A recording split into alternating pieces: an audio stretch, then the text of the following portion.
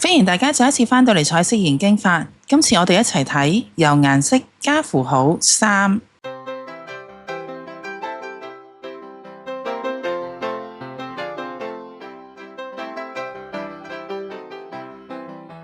第4個何 What 何時。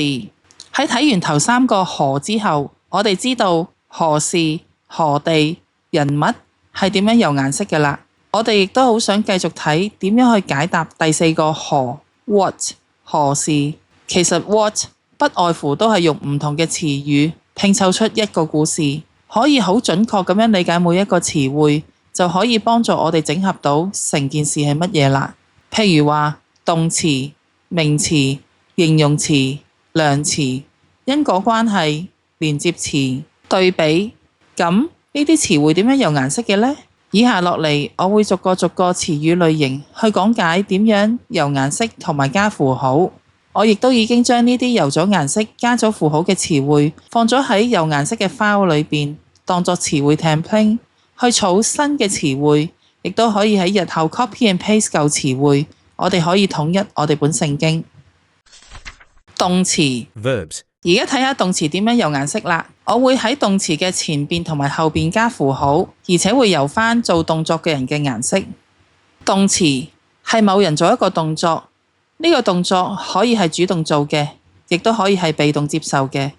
譬如祝福、享福、賜恩、蒙恩、尋找、尋見、審判、受審判。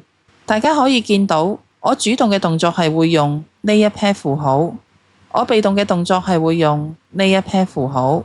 我會用呢兩 pair 符號，係因為我覺得主動嘅呢一 pair 符號好似一對手從上而下，係 give 嘅動作；而被動嘅呢一 pair 符號，我覺得好似一個人伸開咗雙手，手心向上去攞從上邊而嚟嘅嘢，係 take 嘅動作。所以我會用呢兩 pair 符號去代表動詞嘅主動性或者被動性。雖然大部分時間我會用上邊呢兩 pair 去代表主動同埋被動嘅動詞，但有時我都會揾一啲同嗰個動作相關嘅 symbols 或者 emoji 加喺動詞嘅前後，咁樣能夠更加圖像化。一睇到嗰個字眼，就即刻可以 picture 到嗰個字係關於啲乜嘢㗎啦。譬如看、聽、說、聞、做、去等等。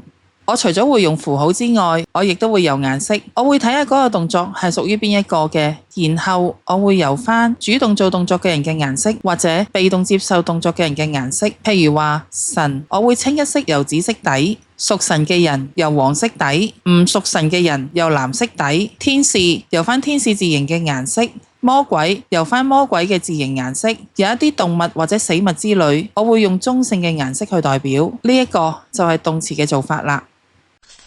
名詞 Nouns。有好多名詞係可以好具體咁樣揾到相關嘅符號嘅，譬如聖物、祭、祭物、節期、聖經、教會、十字架、筵席、錢財、衣服、日月星辰、大自然物品、植物、動物、天氣、火、水、旗等等。我會盡量揾相關嘅符號去表達嗰個名詞，等我一睇就知道嗰樣係乜嘢嚟。但係名詞我冇由到人物嘅顏色，除非好肯定嗰件物件係屬於邊一個嘅。形容詞 Adjectives。有好多形容詞都係可以具體咁揾到相關嘅符號嘅，譬如情緒、性格、好、負面形容詞、顏色、平等、健康等等。我盡量揾返相關嘅符號去表達嗰個形容詞，等我一睇就知道係乜嘢。但係形容詞我冇由到人物嘅顏色，除非好肯定嗰個形容詞喺度形容緊邊一個。量詞 Quantifiers。有時聖經好想表達某一個數量，我哋可以咁樣去表達嘅。我先打個一字。Form 嘅顏色係綠色，唔係呢個青色啊，係呢個綠色。然後喺數字前後加井號，就係咁樣去表達量詞啦。有3個好特別嘅符號喎。呢一個調轉 A 原來係 all， 咁我就用呢一個符號去代表所有全部。呢個調轉咗嘅 E 原來係代表 exist， 咁我就用呢一個符號去代表有。呢個調轉咗嘅 E 加條斜線，原來係 does not exist， 咁我就用呢一個符號去代表沒有。呢一啲符號係喺我上網揾 symbols 嘅時候見到，我覺得幾好用喎，所以我就用喺自己嘅聖經裏邊啦。因果關係 Causations. 我係有藍色嘅符號，就用以前上數學堂嗰時學到嘅數學符號。呢個符號係因為啦，呢個符號就係結果啦。咁點樣加呢啲符號呢？插入符號，其他符號喺任何一個字形嗰度揾字源代碼。因為嘅字源代碼係2234，所以嘅字源代碼係2235。點解我會重視因果關係嘅用詞呢？因為有時聖經會好明顯咁有因為或者相關嘅字眼。我由咗因果關係嘅顏色之後，我會特別留意而家發生緊啲咩事，而呢一件事應該會導致一個結果㗎。所以就算聖經冇一個好明顯嘅所以兩個字，我都會期待知道聖經講出原因之後嘅結果。相反，如果我見到所以呢個字眼，我由咗因果關係嘅顏色之後，我會揾到底呢個結果嘅因係咩呢？聖經有冇 hidden 到呢個原因呢？係咪我之前瞓着咗或者睇漏咗呢？所以由咗因果關係嘅字眼，會令我哋更清楚聖經嘅因果，知道發生緊啲咩事。連接詞 Conjunctions. 譬如話但啊、和、或等等都係連接詞，我會咁樣表達嘅。但係有一啲連接詞我未加符號㗎，係因為我未諗到要加啲咩符號去聯想到佢哋。可能我遲啲會遇到一啲符號，覺得啱嘅就會加落去。對比 Contrasts. 呢啲對比嘅詞彙係相對嘅，譬如話對錯、好壞、潔淨、不潔、新舊、始終、試煉、試探。由呢啲對比詞，我哋可以見到聖經想比較兩件事或者兩件物件。精簡長句子 Short and long sentences. 有時聖經嘅句子裏邊有好多資料，譬如話喺一句句子裏邊有一串嘅形容詞去形容一個人，但係呢一串嘅形容詞只係呢一句句子嘅輔助句，即係子句，而唔係主要嘅句子。我哋就可以精簡長句子啦。咁點做呢？用呢一個括號去括起嗰句子句。